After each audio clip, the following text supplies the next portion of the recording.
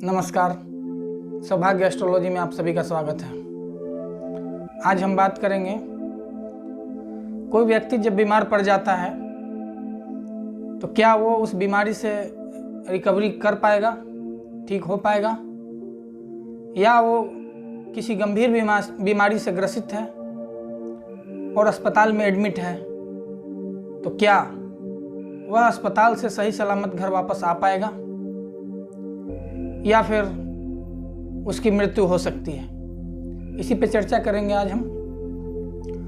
तो कुंडली में कैसे भी योग हों, बीमारी के गंभीर योग हों या हल्के योग हों, उस बीमारी से ठीक हो पाना ये हमें दशा और महादशा अंतरदशा बताएगा।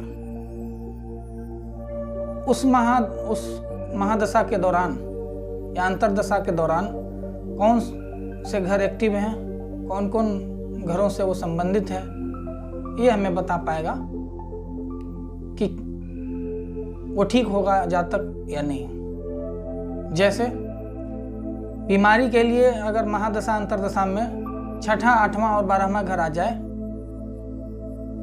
तो व्यक्ति किसी गंभीर बीमारी का सामना कर सकता है और अस्पताल में भर्ती हो सकता है। लेकिन कोई भी रिकवरी, चाहे कैसी भी बीमारी हो, उसके लिए हमें 5वां घर आना बहुत ज़रूरी है। जब तक कुंडली में 5वां घर एक्टिवेट नहीं होगा तब तक व्यक्ति बीमारी से रिकवरी नहीं कर पाएगा।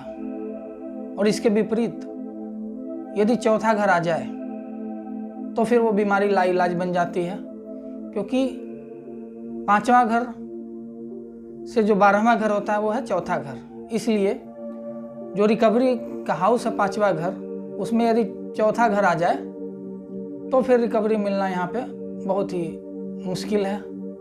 इसलिए जब भी 4था घर आ जाता है दशा अंतरदशा में तो फिर वो बीमारी लाइलाज होगी।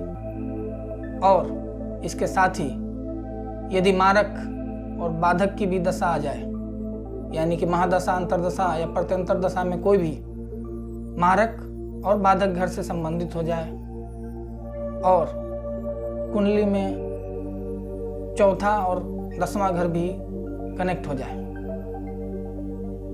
तो ये सब मिलकर के शमशान योग बना देते हैं। यानी फिर उस बीमारी से छुटकारा पा लेना असंभव है और घर वापस आना भी मुश्किल है।